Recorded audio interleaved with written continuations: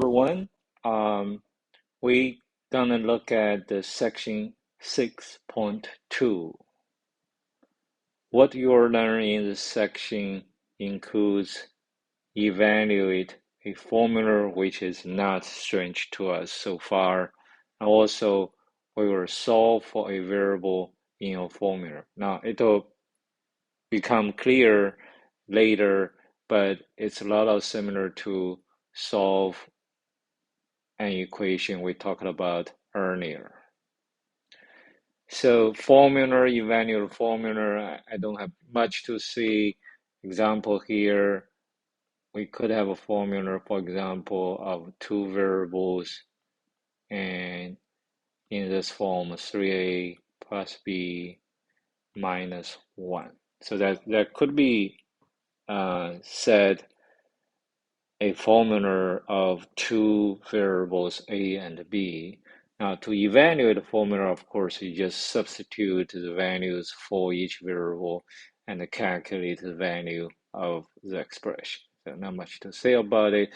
So let's say, suppose we got a formula to model the interest of investing principal amount of money in the bank, for example, and suppose the bank pay you by certain interest rate, and then you can ask, say, in 2 years, how many interest you can make. Now, or vice versa, if you borrow principal amount of money from the bank, and then you need to pay interest to the bank.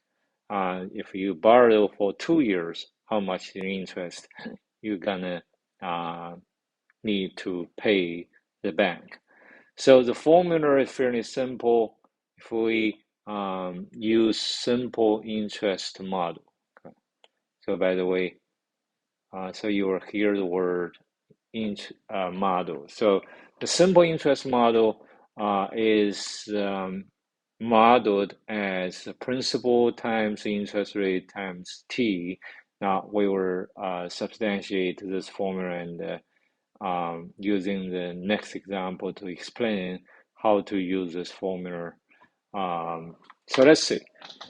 Suppose Fatima borrows 4,000 at a simple interest rate of 2.9% for 3 years. So we want to, so this $4,000, that's your principal.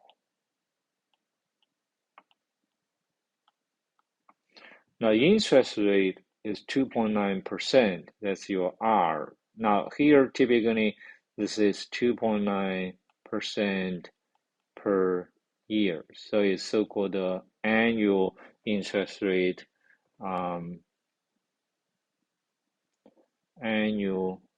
interest rate.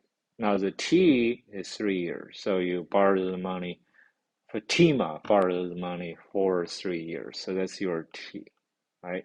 So we can ask how much will Fatima pay in interest at the end of 3 years after she borrows for 3 years, right?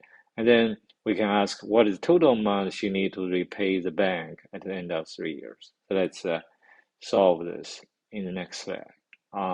So first question, how much will Fatima pay in interest rate at the end of 3 years? Well, as I mentioned, the principal she borrowed is 4,000, and interest rate, annual interest rate is 2.9%, and T was 3. So the total interest she needs to pay if the bank only charges simple interest, okay? So in the future, we're gonna learn, this is another concept called compound interest. Okay, so typically financial institution operates on compound interest. However, that simple interest also are used in some situations.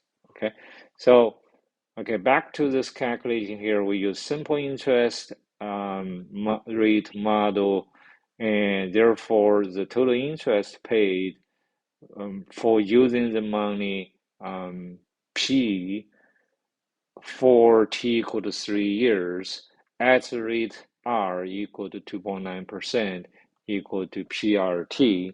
So what you need to plug in number, okay, 4,000 for P and 2.9% for R and 3 for T, and you'll get this 348 interest. Okay, so notice one thing is that you need to convert 2.9% to a decimal number. So convert that. Or how do you do that? Well, 2.9% is 1%. I say 1% basically equal to 1 over 100. Okay, so 2.9% is equal to 2.9 times 1 over 100. So this is 2.9 divided by 100, so equal to 0.029. So you move the decimal point to the left by 2 places or twice. So that way gives you 0.029. So that's why you get that. Okay, I want to make sure that you understand how you convert a percent to a decimal number. So 1% equals to 0.01, and let's see, 12% equals to 0.12, and so on. Okay, so what is total amount she needs to repay the bank at the end of 3 years?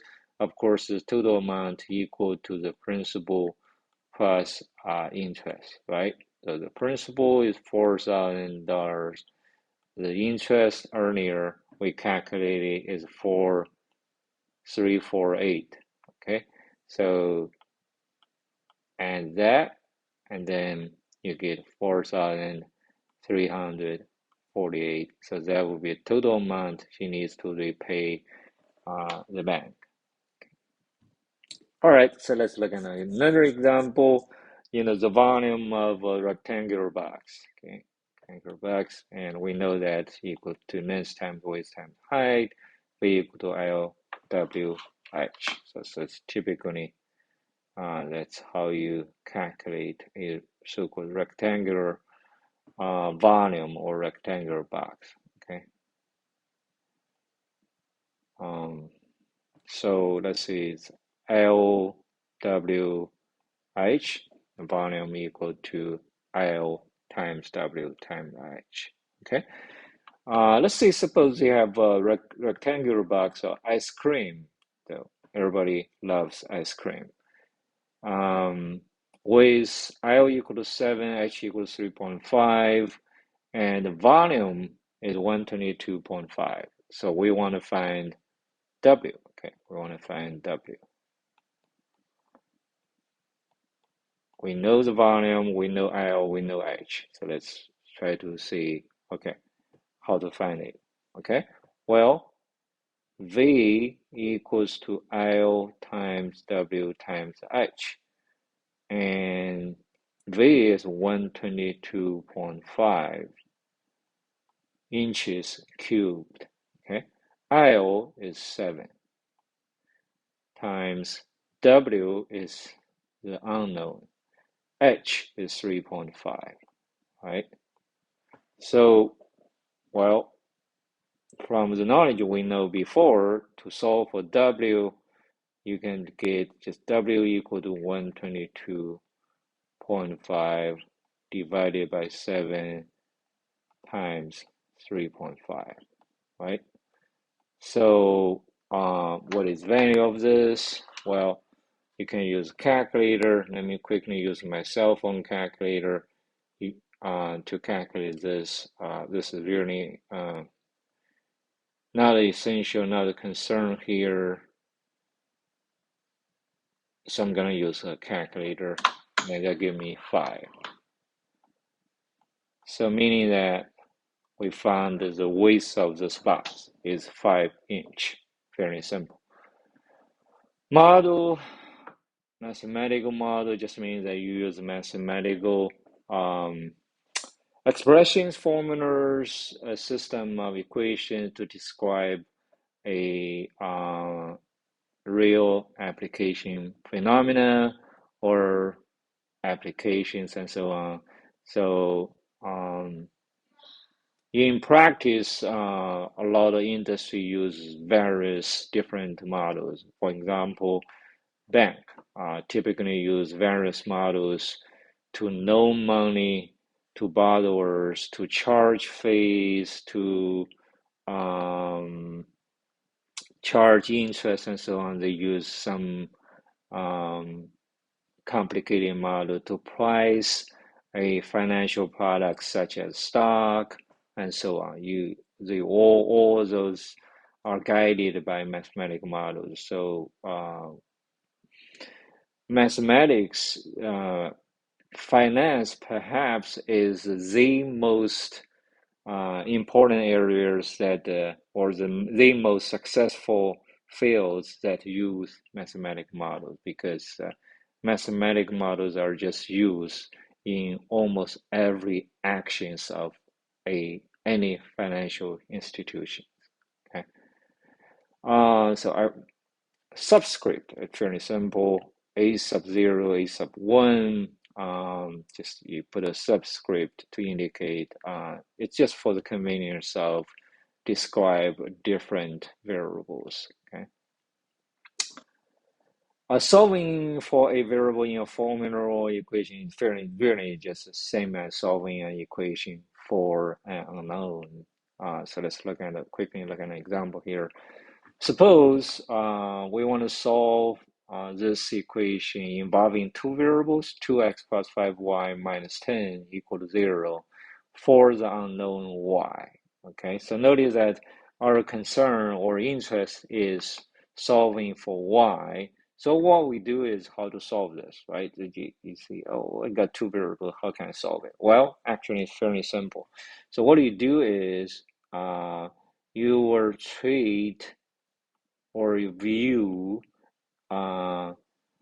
x as a constant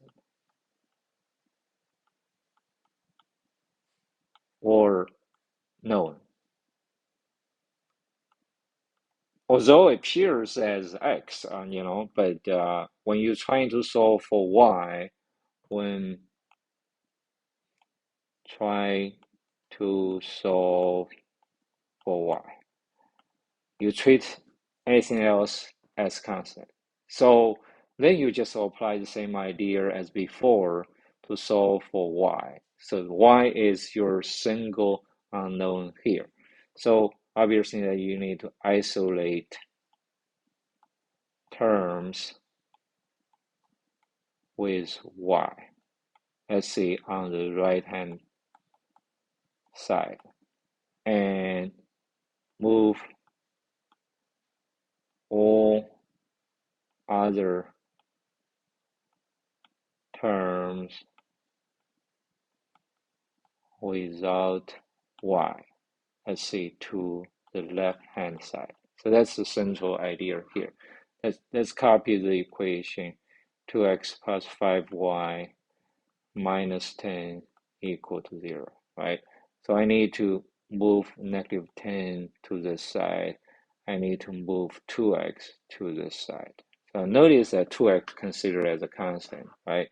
So what you can do is, for example, 2x, you need to, you just keep 5y on the left-hand side. So you can subtract 2x from both sides, right?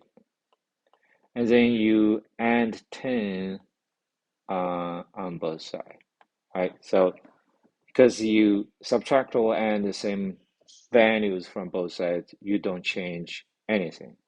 You don't change the solution of the equation. However, 2x minus 2x equal to 0, minus 10 plus 10 equals 0. That leaves you 5y on the left-hand side and minus 2x plus 10 on the right-hand side. Now, to solve for y, you just divides both sides by 5. Or this will give you negative 2x divided by 5 plus 10 divided by 5, which is 2.